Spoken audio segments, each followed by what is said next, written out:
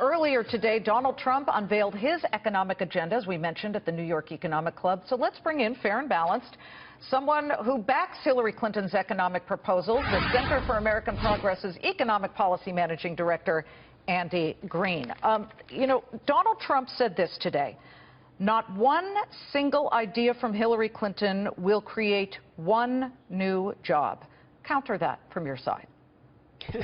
Well, Vice President Biden likes to say something like that would just be a bunch of malarkey.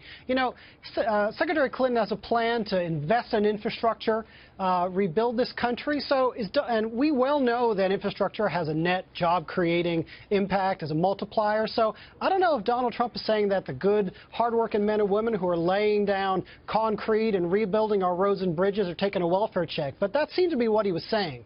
Well, can I just ask, though, when you're talking about what Hillary Clinton plans to do, infrastructure, her plan is apparently still, as what we've heard, $250 billion. His is $500 billion.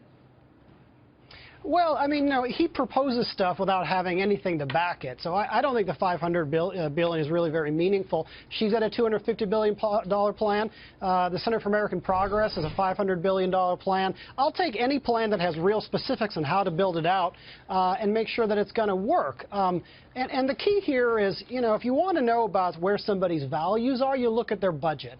And how it's paid for really matters. Today, when Mr. Trump laid out his economic plan, he seemed to dial back the $10 trillion of his previous tax plan giveaway. You know how he did that? By removing the middle-class tax cut that he was proposing. But Hillary Clinton hasn't announced a middle-class tax cut yet that people are waiting for.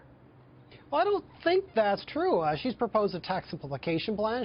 That's not a tax cut. Let me jump in, Andy, please, and ask you about the trade deals. Yeah. He has said trade deals must be a two-way highway, but he's done with TPP, which is the Trans-Pacific Partnership, unless something extraordinary can happen to, quote, fix it.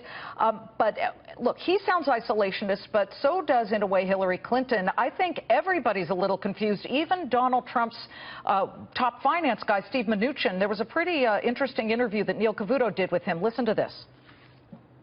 Would you be happy with a 35% tax on those American companies that leave to make their product cheaper abroad? Again, we're not going to have a 35% tax. What we're going to have is a 15% well, he just said 35% if Ford goes through with this when those cars come back. No, what he said was, to the extent that foreign countries don't honor our agreements and we don't have fair agreements. No, he was talking about Ford, what he would do to Ford. He was talking about Ford, what he'd do to Ford, and it did that. So there's a little bit of confusion. I'd like to clear up what Hillary Clinton would do. Is she going to pass TPP? She has been against it, and then before that she was for it. But what does she do about incoming U.S. goods that are made overseas?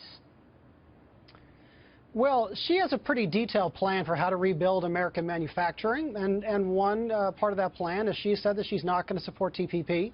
But you look at the rest of the plan, she's got a very comprehensive plan of how to enhance trade enforcement, how to reinvest here in manufacturing so that we have manufacturing clusters that grow and are strong and create a virtuous cycle.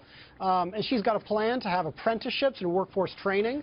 And, she's going to be tough. So I'll take somebody who's been Secretary of State and has a long track record in government of standing up to foreign governments over to somebody who has not revealed their taxes, who has got foreign business dealings with foreign governments, and whose policies seem to be made up every 5 minutes.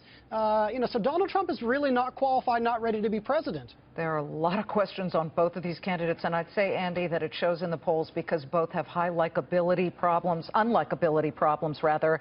But we appreciate it. We are fair and balanced here. Andy Green, to compliment with an E.